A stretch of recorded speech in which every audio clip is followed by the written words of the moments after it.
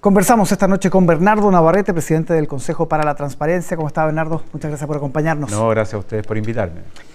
¿Qué le han parecido hasta ahora las explicaciones del gobierno frente a este polémico episodio de los encuentros en la casa de Pablo Salaquet, lobista? 6 ministros, la Contraloría también ya tomó algunas acciones. ¿Pero qué le parecen las explicaciones que ha dado el gobierno a usted? Bueno, primero, en función de las explicaciones, el que la Contraloría General de la República haya oficiado a cada uno de los ministros para que den explicaciones, eso ya es un indicador que las explicaciones son sostenibles en el tiempo.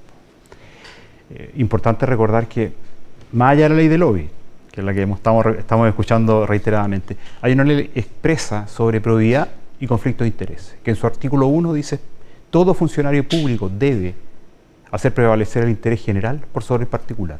Lo que ocurrió en la casa de Salaquet no es más que un interés particular de personas que buscan influir en las decisiones del Ejecutivo y posteriormente en el Congreso, la discusión del proyecto de ley o modificaciones de ley, y que por lo tanto, visto así, eso debe haber sido registrado en la ley de lobby.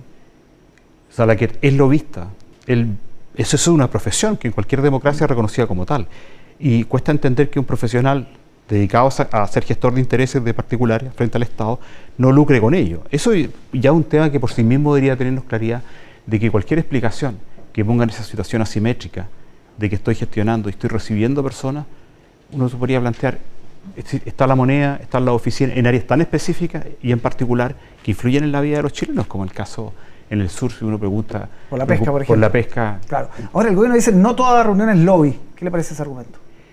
Es un argumento lógico, pero es una frase que no tiene ningún fondo. Se hace una ley de hace 10 años justamente para que las autoridades entiendan que son sujetos de acciones de intereses específicos: pesca, construcción, energía, que buscan que esa ley que los regula, ¿no es cierto?, efectivamente cumpla la idea de que el regulado nunca puede terminar regulando al regulador. Es decir, que yo le ponga las condiciones y las normas por las cuales el organismo, ministerio, servicio, superintendencia, lo que fuera, no termine facilitando el trabajo en mi área específica, que es que en energía, etcétera. Entonces, la ley en sí mismo era algo que venía. El problema que tenemos hoy día, que una ley que tiene 10 años, que no tiene sanciones, que nadie controla, y bueno, hoy terminamos con la Contraloría oficiando a los ministros para que fundamente qué fue y qué es lo que importa, qué se conversó. Y algo más importante todavía, ¿hubo minutas entre medio? ¿Se intercambiaron documentos previos? Todo eso debería estar arriba, ¿no? O sea, por de pronto, pensemos incluso lo que ocurrió en el área, cuando se reúnen ministros de Economía y Medio Ambiente con el sector salmonero, el ministro se da cuenta después que había un representante del sector pesca, a pocos días de presentar un proyecto de ley. Bueno, es lo que hoy día estamos escuchando. O sea, no puede ocurrir en una democracia de calidad que entremos en la sospecha de que un proyecto de ley ingresado está viciado en su origen, que es que haya sido redactado por quien estaba siendo sujeto de fiscalización, control y supervigilancia de un ministerio en específico. Seguramente escuchó a Maysa Rojas, la ministra del Medio Ambiente, hoy día dijo, reconoce, estuvo con los salmonicultores y se habló de salmonicultura. Entonces uno dice, ¿en qué mundo eso no es lobby? Lo es mucho más, porque si yo voy a Puerto Montt, voy a Chiloé, voy a Aysén, hay grupos organizados específicos que buscan representarle a las autoridades públicas y a ella como ministra en particular el daño medioambiental que causa la industria de salmones. Ellos no tienen acceso a la ministra, por ejemplo, en ese tipo de reuniones. Es más, yo creo que deberían hacer el ejercicio si cuando entran al ministerio o entran a la plataforma de lobby, digamos, pueden acceder directamente a su icono como ministra. Para poder solicitarlo tienen que pasar por otras vías, por la subsecretaría, por ejemplo. Entonces, claro, esa asimetría no está en el estándar que hoy día los chilenos esperan. Sí. Y tiene que ver también con otro tema que tendríamos ya empezar a preocuparnos más, tiene que ver con la ética de la responsabilidad de las autoridades. Ese argumento creo que hoy día no es sostenible.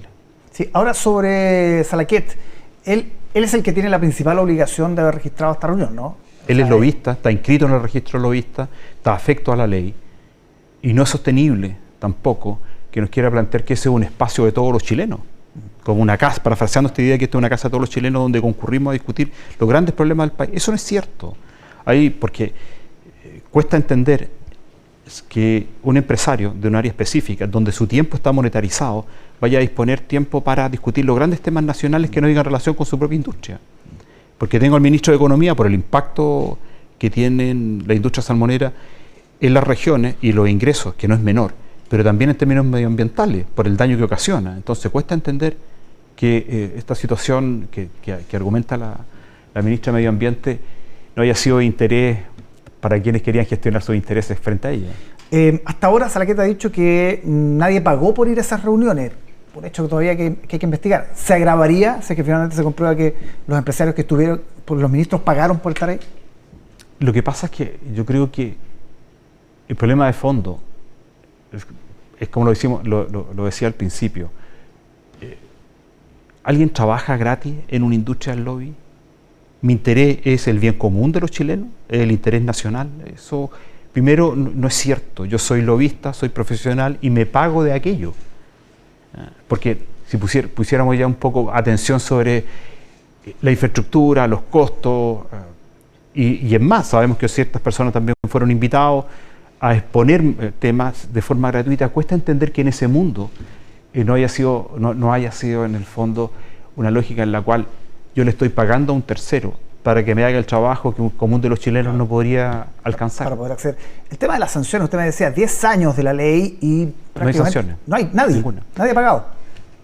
Nadie. De hecho, es importante recordar que el presidente de la República lanza frente al Palacio de la Moneda la Estrategia Nacional de Integridad Pública. Y en el ACAPI son 200 y tantas medidas que se presentan, paralelo a la Comisión Jaraquemada, es decir, en un contexto en el cual todos estamos preocupados por la integridad y por la corrupción. Importante recordar que Chile no tiene una Agencia Nacional Anticorrupción. Y el presidente cuando presenta la Política Nacional de Integridad Pública, en el acápite de lobby, en un pie de página, se dice expresamente: han habido 29 sumarios, de los cuales no hay ningún resultado. Entonces, cuesta entender además y adicionalmente, y complejiza el análisis de la situación chilena, que teniendo una ley que tiene 10 años, en un modelo económico donde objetivamente el juego de interés está relativamente bien entendido, ¿no?, y altamente concentrado, no hayan sanciones. Sí. Lo quiero llevar a otro tema que también ha generado mucha indignación, que tiene que ver esto de saltarse la fila, ¿no? En el hospital Sotero del Río, usted instruyó a la ministra de Salud por este escándalo de irregularidades. Son funcionarios de la salud que en el fondo permitieron que ellos mismos, algunos de sus familiares, accedieran más rápido a operaciones, a intervenciones, mientras las listas de espera ya sabemos cuánto una persona puede en el sistema público demorarse para acceder a una operación que puede ser vital para su supervivencia. ¿Por qué es tan grave este caso?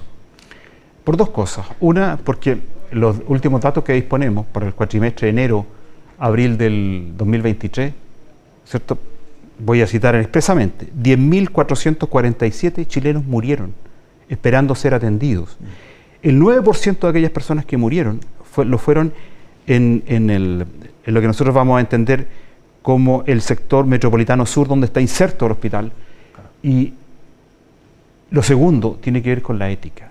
En el mundo de la medicina, en el mundo no solamente de los médicos, estoy hablando de las enfermeras, estoy hablando del personal, la salud en general, la ética es un tema sustantivo. La cantidad de publicaciones que existen, los niveles de formación que hay en esa área, no da mucho lugar a interpretación de que yo no sabía, nunca supe, porque le estoy concediendo un privilegio, ¿no es cierto?, a un pariente, a alguien que me responde emocionalmente, sabiendo que alguien puede morir en esa situación. Entonces, ¿qué explicación puedo dar yo racional? Y por eso a mí me parece que esto raya en lo delictivo. Esto yo creo que no es solo un tema ya de corrupción, no es un tema de acceso a la información, es un tema penal. Tendrán que ser los tribunales quienes se pronuncien sobre esa materia. Pero esto además resulta por una actividad propia de las funciones de la Contraloría General de la República. Pero si pasa en un hospital ubicado en la zona sur, oriente de Santiago, una de las más precarizadas del país, ¿por qué no puede pasar esto? ¿O no puede haber estado pasando en Arica, en Punta Arenas, o en cualquier hospital de alta complejidad? Sí.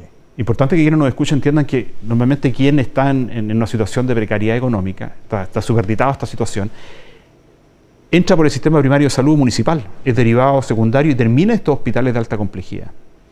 Y es su última esperanza. Entonces, no es solamente un tema que raya en toda aquella normativa que restringe la probidad, pero la ética. ¿Qué puedo yo, o cómo puedo explicar que mi propio accionar, ¿no es cierto? Los economistas tienen también mucha teoría para explicar esta cosa de cómo mis decisiones, ¿cierto?, tienen responsabilidades morales y que van a afectar a terceros.